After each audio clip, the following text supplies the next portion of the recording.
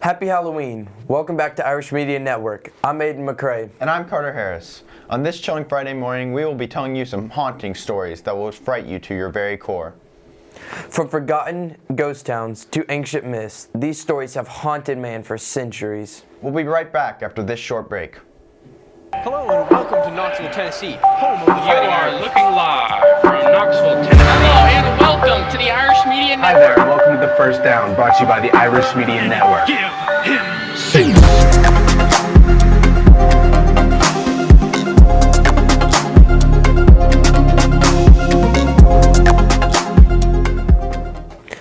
In May of 2021, an eerie sight had disturbingly greeted the residents of Lake Rosia, an underwater village. Nobody knows where this village came from, but they sure are alarmed. The village was found at the bottom of Lake Rosia, an artificial lake located near the borders of Austria and Switzerland. Lake Rosia was a popular tourist and hiking destination during the summer and winter months. When seasonal freezing occurred in the winter, visitors were allowed to venture out onto the lake. In 1950, the village of Curon was a thriving residence to hundreds of Italians. That was before the village was intentionally flooded to make way for a nearby hydroelectric plant. About 71 years later, when repairs forced a team to temporarily drain the lake, the remains of the forgotten village of Curon, a modern-day Atlantis, appeared out of nowhere. A steeple could be seen emerging from the turquoise waters.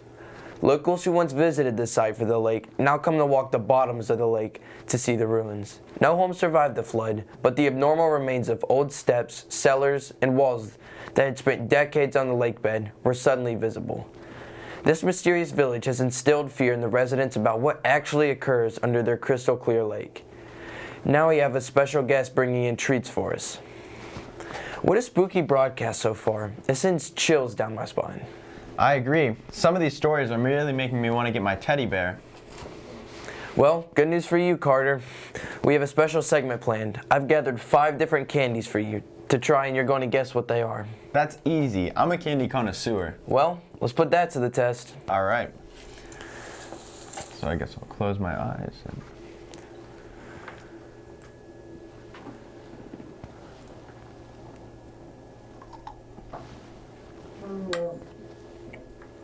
Okay, that's Milky Way. That's Milky Way. That's the candy there.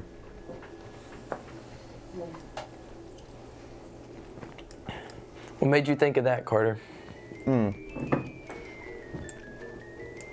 Well, it has this I don't know if it's caramel, but it's this undertaste to it on the bottom of the candy that I'm very distinctly remember.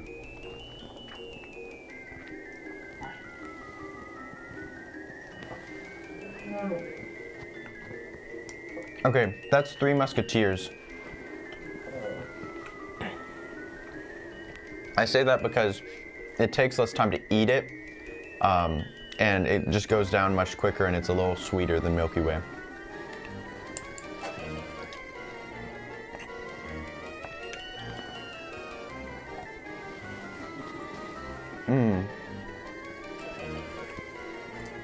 This is a hard one.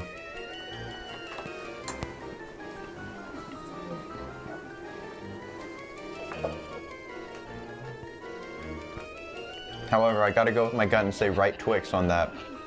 It's gotta be right Twix.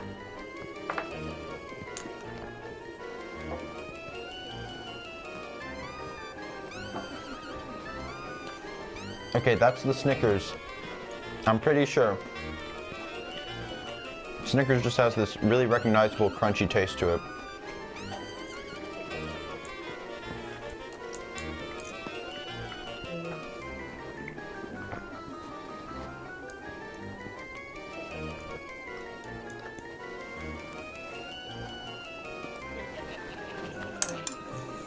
And there's the left, did I say right Twix or left Twix?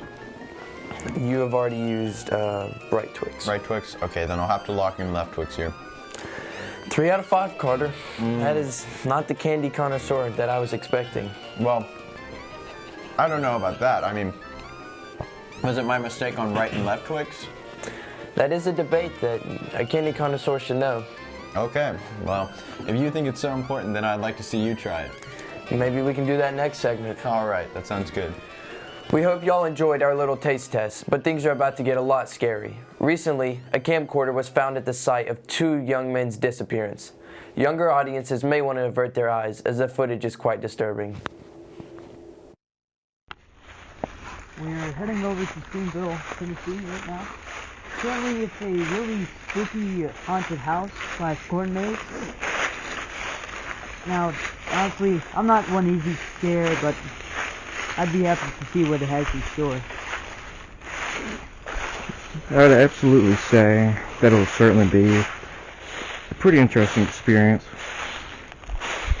So we will see what occurs later this evening. It's working out.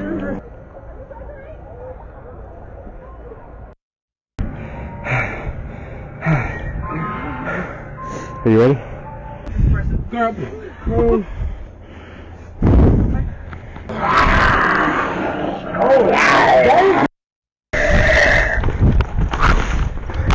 Holy moly, look up. Yeah. Oh, I want to Give it a take your skin off and wear it like a coat. Give me your skin.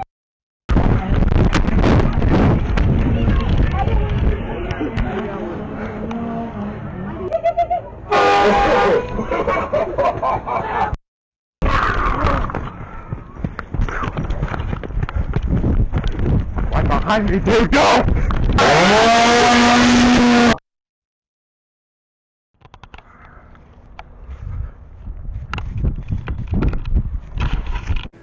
Jacob and Mason are currently missing. As you can see, they have missing posters up here. If you need to go look for them, we would really appreciate that. Head on down to Screamville as well. It's going to be a great time. There's lots of fun and lots of frights there. Thank you, Jacob and Mason, for that wonderful scary video. On a more serious note, recently a 12-year-old boy suffered a fatal fall off of a hayride that shocked the witnesses and officials on scene. The ride was known as a haunted hayride, which consisted of a tractor that pulled riders through a bushy area which was supposed to be scary. The boy, known as Samuel Jessen, was with a group of other boys his age who decided to try and scare the riders by crossing a barrier to get onto the ride path and jumping out at them. Samuel jumped out, seemingly trying to get onto the ride, when he slipped and fell under the tires as the witnesses screamed at the driver to stop. Once officials arrived at the scene, they questioned witnesses who said that they did their best to get help immediately. The medical personnel did as much as they could before the boy tragically died from his injuries. Our prayers go out to Samuel Jessen's friends and family, and we here at Irish Nation will be praying for him as well. Now on to a production about people's scariest stories.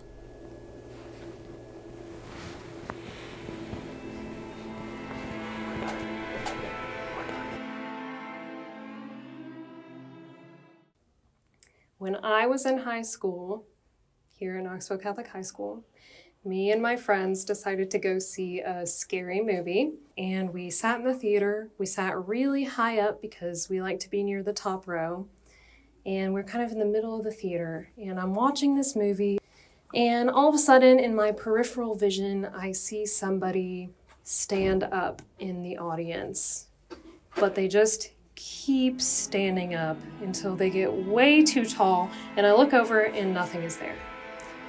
And I kind of just brush it off. I'm like, okay, well, I guess I just saw something. I don't know. But as we're leaving, Sienna says, did anybody else see a guy stand up really, really tall? And I said, we don't sleep. We keep each other up all night because we are so scared.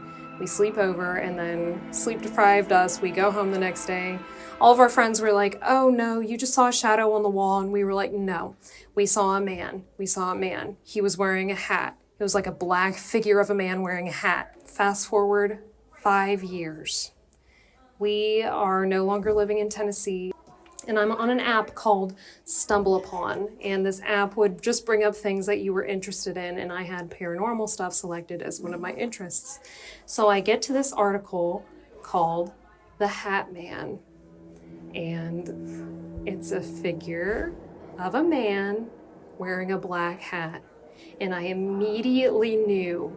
I had forgotten all about this, but I immediately knew it was the guy that I saw all those years ago in the movie theater. If you see him once, you're a lot more likely to see him again. So I call Sienna immediately. Again, she is living in New York, and I said, Sienna, I just sent you an article. I need you to read it. This is what we saw in the movie theater 5 years ago. And she said, Bridget, I was just about to call you because I saw him again.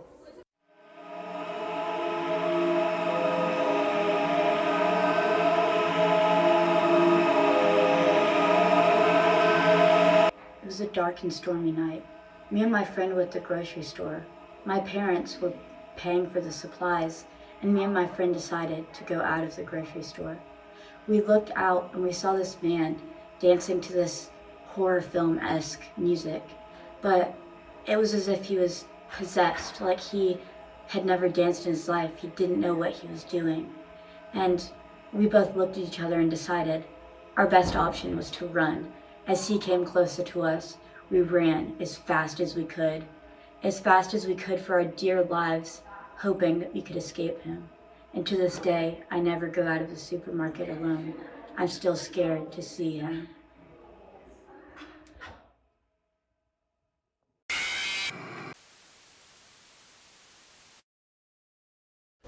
Thank you guys. We'll be diving into the heart of Appalachian folklore. These are not just stories, these are tales of creatures that the native people have seen with their own eyes. First, the skinwalker, a creature of shape-shifting and malice, said to be able to take the form of any animal, with the hunger for human flesh that chills the blood. Also known as the Yinaldlushi in Navajo culture, the skinwalker is a type of harmful witch who can disguise themselves as an animal. They are often feared for their ability to harm humans.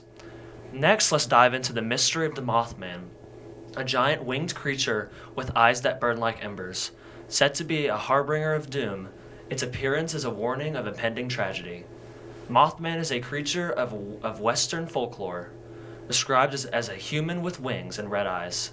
It is reportedly seen in the Point Pleasant area from November 15, 1966 to December 15, 1967. Many believe the sightings were a warning of impending tragedy as the Silver Bridge collapsed shortly after the last reported sighting.